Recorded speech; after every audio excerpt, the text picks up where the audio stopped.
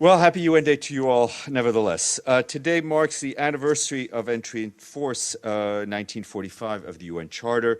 With the ratification of its founding document by the majority of its signatories, the UN officially came into being 74 years ago. 24th of October has been celebrated as UN Day since 1948. To mark the day, the Secretary General is delivering remarks at the UN Day concert. This year, the Qatar Philharmonic Orchestra will play in the General Assembly Hall. He is expected to highlight that at a time when inequality, discrimination, and dehumanization are growing around the world, celebrating our diversity and recognizing how much we share with our fellow women and men is more important than ever. Next year's commemoration of the 75th anniversary of the UN will feature a large and inclusive global conversation on the role of global cooperation in building the future we want. Starting in January 2020, the UN will hold dialogues around the world and across borders, sectors, and generations. The aim is to reach the global public, to listen to their hopes and fears, and to learn from their experiences. The special advisor for the preparation of the commemoration of the 75th anniversary, Fabricio Hochschild, will be joining us shortly at the briefing after you are done with me. Today, the Secretary General also thanked countries who made new pledges to the Green Climate Fund, which now stands at $7.4 billion. In a video message to Green Climate Fund pledging conference in Paris, the Secretary General also appealed to participants to provide resources for developing countries, especially those which are in the front lines of climate change. An ambitious replenishment will enable the fund to continue to promote adaptation, resilience, carbon-neutral development in developing countries.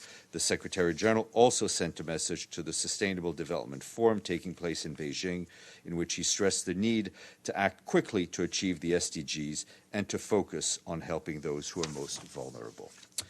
Mark Lowcock, the Undersecretary General for Humanitarian Affairs, is continuing his visit to Nigeria. Today, he represented the Secretary General at the official handover of the UN House in the Nigerian capital of Abuja. During the two-day visit, Mr. Lowcock is also discussing the humanitarian situation in northeastern states of Borno, Adamawa, and Yobe. The UN and its humanitarian partners, in support of the government of Nigeria, are working together to provide assistance to reach 6.2 million people in those places. Back here in the Security Council, the Council members met on Sudan and South Sudan, as well as the UN Interim Security Force in Abyei, otherwise known as UNISFA. Briefing Council members, the Undersecretary General for Peace Operations, Jean-Pierre Lacroix, said the continuing partnership between Sudan and South Sudan, notwithstanding the recent change of government in Khartoum, represents a unique opportunity to move the political process forward on the border issue. However, he noted that such positive developments have not yet been extended to the settlement of the final status in Abyei, with no meetings of the Abyei Joint Oversight Committee having taken place in 2 years. Also speaking at today's meeting by video conference was the Special Envoy for the Horn of Africa, Parfait Onanga Anyanga, who provided an update on the encouraging signs of progress on the relations between Khartoum and Juba. This afternoon, the Council will hold an open meeting followed by consultations on Syria. Our humanitarian colleagues tell us that heavy rainfall this month has reportedly displaced more than 200,000 people in Ethiopia, most of them in the country's Somali region. Humanitarian partners are supporting the government, but damaged infrastructure is obstructing access to those in need. Nearly 8 million people in Ethiopia will continue to need humanitarian assistance for the remainder of the year, but the 2019 humanitarian response plan for $1 billion is only 61% funded. The government of Ethiopia and aid partners are facing the triple challenges posed by drought and eastern and southeastern parts of the country, flooding, and the significant humanitarian recovery needs of internally displaced people, returnees, and host communities. In Sri Lanka today, countries adopted the Colombo Declaration on Sustainable Nitrogen Management, which seeks to halve nitrogen waste by 2030. While nitrogen is an essential element for the survival of all living things, its overuse has negative impacts on the planet, and biodiversity is a contributor to the climate crisis. As part of the declaration, which is developed with the support of UNEP, environment ministers of more than 30 countries endorsed the UN plan for a campaign on sustainable nitrogen management called Nitrogen for Life to raise awareness on the issue. Just briefly, today also the UN Refugee Agency launched a 4-year global strategy for sustainable energy. The strategy promotes the transition to clean, renewable energy at refugee camps and hosting sites, including for individual households, communal areas, and support facilities. According to UNHCR, 90% of refugee camps have limited access to electricity, making it difficult for them to cook, keep warm, learn, work, or find their way around at night, while also exposing them to various protections and health risks. The strategy focuses on either as a pipe is dripping or somebody's what's up. Tom, can you help? No, Tom's looking into it. Ooh, Lisa, you will be banned for life from this briefing room. Yeah. All right. Meanwhile, anyway, more information on that, on UNHCR's efforts on sustainable energy can be found online. And what we found to be was probably the most interesting story, though somewhat obscure story from today, the World Meteorological Organization today called on governments to protect radio frequencies allocated to Earth observation services, which are vital for weather forecast and long-term climate change monitoring. WMO says there's growing alarm within the meteorological community that the increasing competition for bandwidth, including from next-generation mobile services like 5G, may be to the detriment of established applications relating to Earth observation satellites, radiosones, aircrafts, radar, and other observing systems. Timely weather warnings have led to a reduction of the loss of life in recent decades. These improvements are directly related to the use of radio frequency, feeding directly into weather prediction systems. The call is being made ahead of the World Radio Communication Conference, which starts on Monday. The conference, held every 3 to 4 years under the auspices of the International Telecommunications Union, reviews the regulation which govern the use of radio frequency spectrum and satellite orbits. Today is not only UN Day, we also mark Work Development Information Day, established to draw the attention of the world to development problems and the need to strengthen international cooperation to solve them. It's also the beginning of Disarmament Week, which calls for abandoning the use of force in international relations and seek security and disarmament.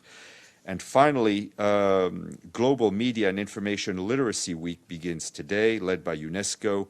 The week will be marked by events around the world under the theme Citizens Informed, Engaged, and Empowered. After Fabrizio, there will be a briefing here by the Special Rapporteur on the situation of human rights in the Palestinian territory, occupied Palestinian territory since 1967, and that is Michael Link. Tomorrow, 1 p.m., the Special Rapporteur on extrajudicial, summary, or arbitrary executions, Agnès Calamar. And we say thank you to our friends in Benin who have paid their budget dues in full, which brings us up to... forget it. If you can't guess that today is UN Day, I'm not playing any more games with you. No, 133. All right. Abdelhamid, if you have a question, you may ask. But if, okay. Edie. Steph, does the Secretary General have any comment on Evo Morales' claim of victory in the Bolivian election, giving concerns voiced by the opposition? We are obviously watching the situation in Bolivia. I think, as with any election, it is important that any dispute or any challenge be done through the established electoral and constitutional channels. Mr. Abadi. Thank you, Stéphane. As you recalled, today's is the UN Day. And I would like to ask this question. To what extent is the Secretary General satisfied with the implementation of the provisions of the Charter by member states? That's not a question, but a question. Theme. No, it's a theme for a lecture. I know it's a question. I was just trying to figure out how I'm going to answer the question by delaying my answer. Listen, I would refer you to the Secretary General's speech at the General Assembly, I think, which he expressed his worries at the state of the world today, and his call for a recommitment to multilateralism, his concern also about the lack of trust in institutions, and that really ties into what you'll hear from Mr. Hochschild in a few minutes about the theme of the commemoration of the 75th anniversary, which is really looking at what UN we want for the next 100 years. Masuji.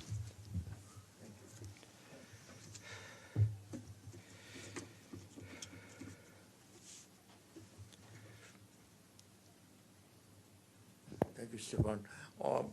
After giving a rather profound statement on Kashmir on August 8th, Secretary General has since then not said anything about it.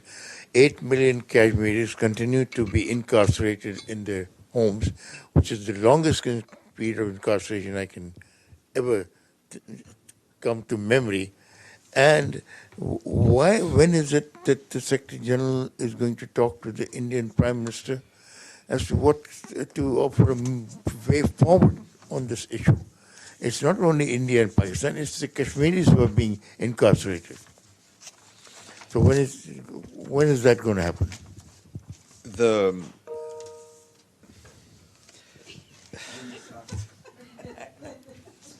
I like the sound effects. It's kind of the raindrops in my brain, in my empty brain. The Secretary General, as we've said, has discussed the issue of Kashmir with the Prime Minister of Pakistan, with the Prime Minister of India, during the General Assembly and before. He has called and will continue to call for the situation to be resolved through dialogue, and that any solution be rooted in the respect for human rights of the people who live in Kashmir. So that continues to be his position, and he will engage whenever he can, but that is the most I can tell you for today. Is he going to go himself to engage? This is a tragedy of humongous proportion, what is happening there. Is he himself going to engage himself with the Indian leadership? I've just said that he has raised the issue with both the Indian leadership and the Pakistani leadership. Abdelhamid. I have two questions, one on the UN Day. The UN has been based on 3 pillars: development, human rights, and peace and security. Can the SG be kind and give grades of this? I mean, out of 100, how much the UN achieved in these 3 fields: development, human rights, and peace and security? That's one. Yeah. Can I? No,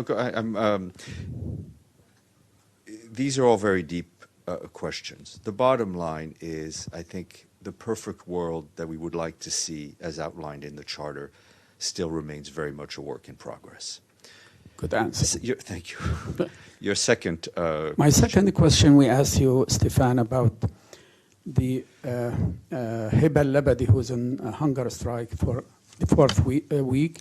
We asked you about the 500 fanatics who invaded the Al-Aqsa Mosque on Sunday, the confiscation of 700 acres from the village of Karyut, and the 70 people were wounded on the last Friday march of return. And you said, I get back to you. Are we waiting for you to come back with some information? Thank you. You know, in terms of the incidents that we saw on the Gaza border, as we've always said, that Israel must calibrate its use of force and use lethal force only as a last resort and only in response to imminent threats or serious injury. And it is important that Hamas must ensure that protests at the fence remain peaceful and prevent any provocations.